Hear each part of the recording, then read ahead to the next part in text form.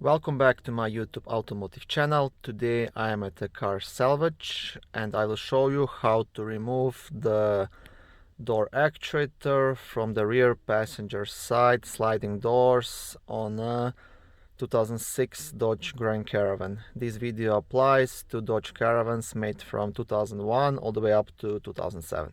So what you want to do first is pop out this plastic trim piece surrounding the top part of the sliding doors, and after that you will also want to pop out this door panel. There is no any screws holding it or anything, so pretty much you'll have to just pry it out and pull it off.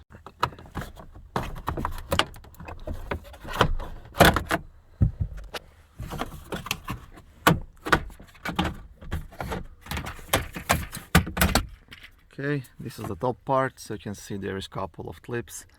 Now I'm not careful here because I'm on a salvage, like I said, so if I break anything I really don't care, but you should do it more careful because you could break one of these pins and then it won't sit nicely back in anymore. Next thing to do is to pop out this plastic piece. So you have to be careful here to pull out this door lock pin underneath it. That's the only thing pretty much holding it. Then you can just start popping out the door panel all around in circles.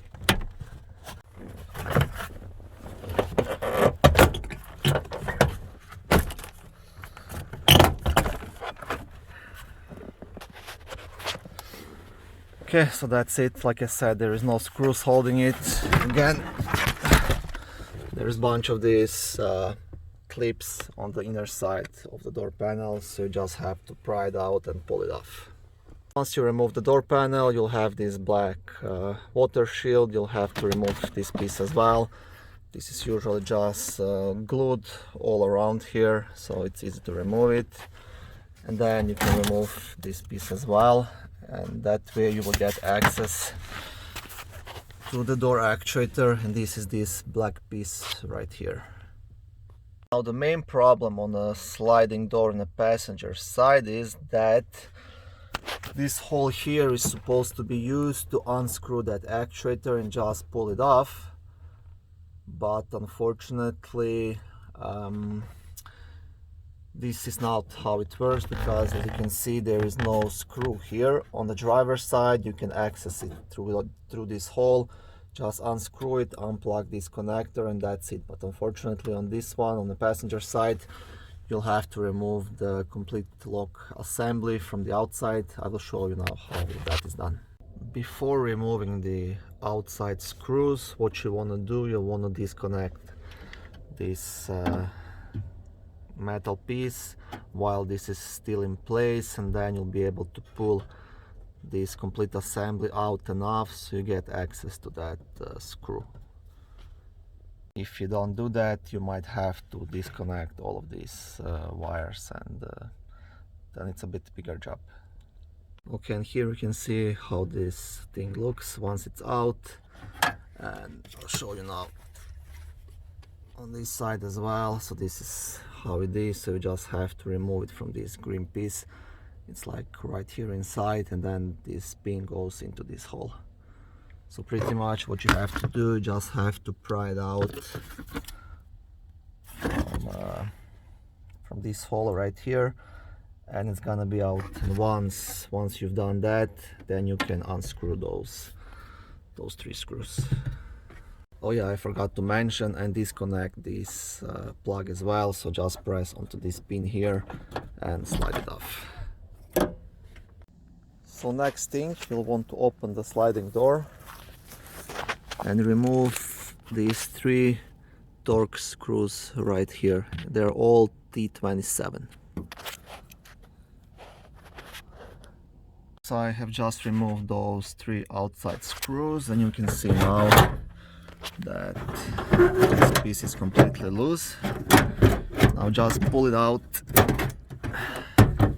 Don't have to disconnect actually any of the other ones. You can turn it this way. Oh no, actually, okay, here is the screw you need. It's a T15, I believe. And once you remove this golden screw, here are your two actuators. And those actually both fit left and right sliding doors. I will now show you on my laptop the new part number as well. So if you are going by Dorman, this is the part number 746259. Okay, I'll show you a couple of others. So AirTags, Ultra Power and Wells. On the right side here, you'll see the part numbers, and I will show you now the OEM part number as well. Okay.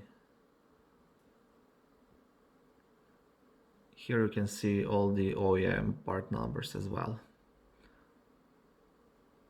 Now I made this video after I was on the salvage, and I got two of these door actuators from the salvage, and none of them worked. They were both faulty.